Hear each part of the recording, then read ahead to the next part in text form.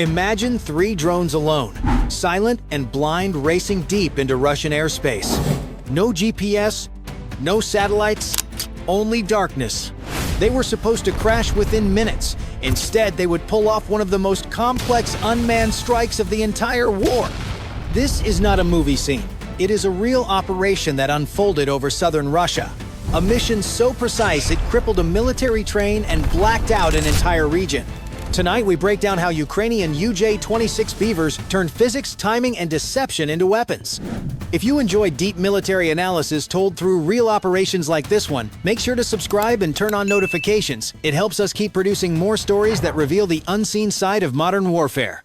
3 Ukrainian drones tore through Russian airspace just after 2 a.m. when suddenly everything went dark. No GPS, no satellite link, no control signals. Only black screens and the silent hum of machines designed to survive the impossible.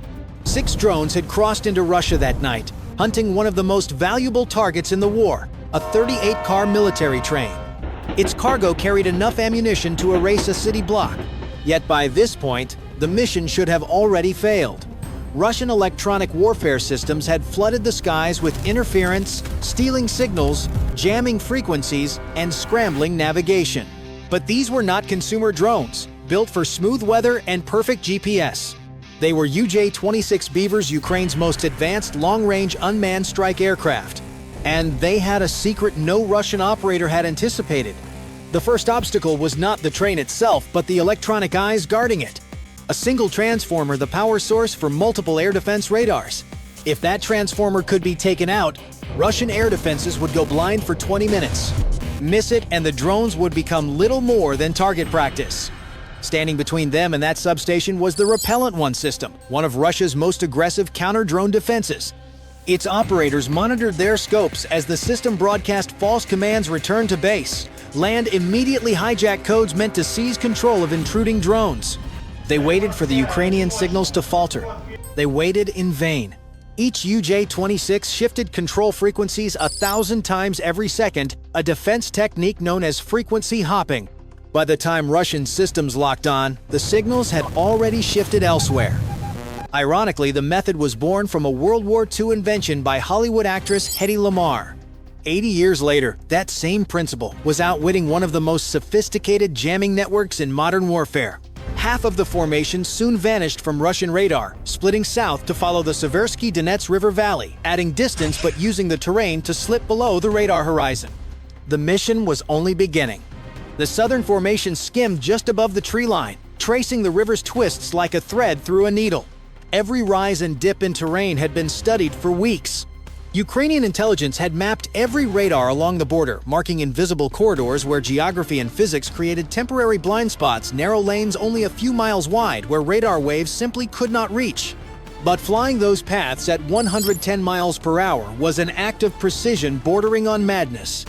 A single kilometer off course, and Russian S-300 batteries would light up the night sky.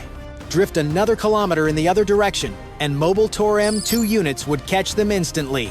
The drone pilots had to maintain perfect altitude never above 150 feet, or their heat signatures would appear on screen stretching from Rostov to Moscow. Meanwhile, the northern group of drones intentionally drew Russian attention. Operators watching their scopes along the M4 highway detected faint heat traces and vectored a Panzer S-1 battery north to intercept. It worked exactly as Ukrainian planners had intended. As Russia committed its air defenses to the wrong direction, the southern group slipped through the river valley unseen, shielded not by stealth coating, but by the curvature of the earth itself. For the Russian command center, it was a nightmare scenario. If they diverted forces north, they left the south exposed. If they split coverage, both sectors risked collapse. They had seconds to decide and made the wrong one. The drone's final approach to Orlovsky Power Substation required a different tactic. The target sat high on open ground, no cover, no concealment, and perfect visibility for anti-aircraft gunners. But planners had found a possible weakness, a cellular tower roughly 800 yards southwest that might create an electromagnetic shadow, masking the drones from radar. It was a gamble based on 2-week-old intelligence. If the Russians had moved even a single mobile radar truck, the drones would fly straight into a kill zone. The lead pilot's hands tightened on the controls. There would be no way to know whether the blind spot still existed, not until they were already committed. The lead pilot broke radio silence and signaled the attack formation. 400 yards from the substation, the first drone rose above the tree line. Zu-23 anti-aircraft guns opened fire almost immediately, their twin 23mm cannons stitching the sky with tracer rounds. Each drone had only 8 seconds to cross the open field, but 8 seconds under that kind of fire can last a lifetime. The Ukrainian formation used a classic pincer maneuver. The lead drone climbed deliberately to draw the gunner's attention, while the other two skimmed low, hugging the ground. Every round fired upward was one less aimed at the real strike team.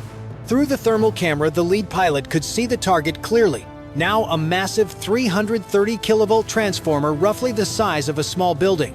That single structure fed power to 6 air defense sites, including the Panzer battery protecting the railway station at Salsk. Destroying it would collapse the entire local network. The first drone's flare lit up the night as it began its final dive. Zu-23 tracers followed, but the pilot used a maneuver learned from studying Russian gun cam footage, a barrel roll through the tracer path, forcing the gunners to overcorrect. At the same moment, a second drone rose behind a maintenance shed, just 100 yards from the fence line, too close for the guns to depress their barrels. By the time the crew adjusted, the drone was already inside the perimeter. The third drone darted between 2 high-voltage lines only 30 feet apart, a suicidal move that forced defenders to cease fire or risk hitting critical infrastructure. Then came the impact. The first detonation ripped through the base of the transformer. A shaped charge of molten copper sliced clean through the steel housing. Cooling oil vaporized on contact, creating a fireball that soared 200 feet into the air. A second drone struck seconds later, punching through the top of the transformer, followed by the third, which targeted the control cabinet that could have isolated the damage. 3 hits, 3 different angles. No escape. Electric arcs jumped across the substation like lightning. Within moments, power systems tripped offline in sequence, cascading through the grid and plunging half the region into darkness. In command centers across the region, radar screens flickered and died. Emergency generators sputtered to life, but diesel engines take time to stabilize, and sensitive electronics require steady voltage. For nearly 20 minutes, every Russian radar, missile battery, and command link operated in degraded mode, precisely the window Ukrainian planners had built the mission around. At 2:33 a.m., as the Orlovsky substation burned, the Panzer S-1 crew at Salsk railway station faced chaos. The power surge had knocked out communication lines and early warning radars, cutting the battery off from its network. The system itself still had power, but without external data, its crew was blind. Now the only warning would come from whatever appeared directly on their own scopes, leaving seconds, not minutes, to react. 3 miles to the south, the second Ukrainian formation was closing in. They had flown nearly 155 miles using infrastructure masking, tracing railway lines whose steel rails and overhead cables created radar interference patterns. Russian doctrine assumed any low-altitude object following train tracks was simply a maintenance drone or inspection vehicle. By maintaining exactly 400 feet of altitude just below the primary beam of the P-18 spoon-rest radar, the UJ-26 seconds remained invisible until the very end. Ukrainian intelligence had even timed the assault around the Panzer crew's shift change. At exactly 2:30, both crews gathered for a 10-minute handover briefing inside the command vehicle. That 10-minute gap would become the most critical moment of the entire operation.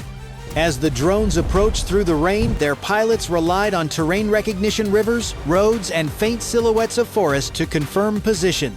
Without GPS, they were flying blind except for what their infrared cameras revealed. Then, something unexpected. The railway lights that should have been glowing faintly through the storm were completely dark. Either the blackout had spread farther than planned, or the Russians had deliberately killed power to mask something worse, a trap. The Panzer gunner scanned his thermal monitor, squinting through interference, trying to separate real heat signatures from phantom reflections. Then, movement a flicker between trees. Too hot for a bird, too steady for static. He swung the turret hard right. Hydraulics groaned, barely responsive on emergency power. The battle for Salsk had begun. The gunner steadied the crosshairs, his hands trembling as the image swayed across the rain-smeared display. He squeezed the trigger. Nothing. The launch system failed to respond, voltage too low. He cursed under his breath, switched to emergency bypass, and tried again. This time, the missile fired. A 57 E6 interceptor burst from its tube, its exhaust flash blinding the camera for a second. But without radar tracking, the missile was flying blind. The data link that should have guided it through every correction flickered and died after 400 yards. From that point on, it was nothing more than a rocket with no target. The missile sailed harmlessly into the night. The drones scattered instantly, each pilot performing a different evasive maneuver. The lead UJ-26 dove hard left, slicing through the storm clouds.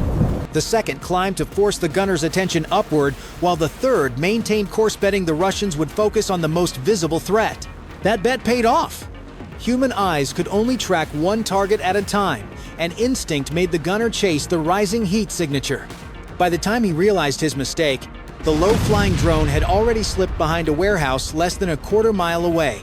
Inside the Pantsir command vehicle, chaos reigned. The commander barked orders, but the control console's lights dimmed. Battery levels had dropped below critical. The backup power unit was designed to bridge short interruptions, not sustain combat operations. $15 million of advanced technology was now little more than an armored truck with dead screens. The Ukrainian drones regrouped 500 yards from the station, each aligning to a pre-programmed final run. No radio signals were exchanged, only synchronized onboard clocks, ticking down to 0. They would all strike within 2 seconds of one another. The rain intensified, hammering against metal and steel as the drones accelerated to their terminal speed. Inside the crippled command post, operators watched faint thermal echoes on degraded displays. They knew what was coming, but could do nothing to stop it. At 2:41 a.m., 3 surviving UJ-26 Beavers emerged from the storm, racing towards Salsk railway station from 3 different directions. What happened next would be seen from space.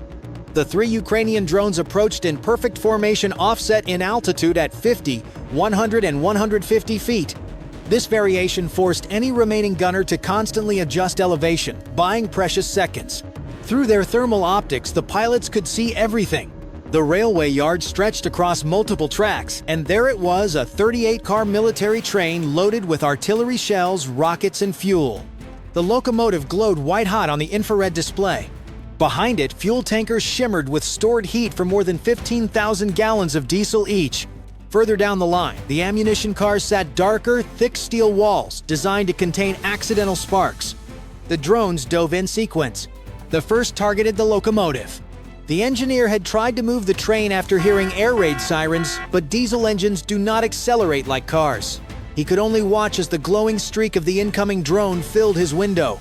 The detonation struck directly into the engine compartment, molten copper slicing through steel and rupturing the main fuel lines. The locomotive's fire spread fast, anchoring the entire train to the rails. 6 seconds later, the second drone hit its mark, the third fuel car, positioned upwind of the ammunition section. Its warhead pierced the tank shell, and 60,000 liters of diesel began to pour beneath the train, igniting on contact with the burning wreckage ahead. A sheet of flame rolled down the tracks. The final drone dove toward the train's center, where intelligence had identified a shipment of 152mm artillery shells. The shaped charge tore through the armor plating, setting off the first explosion.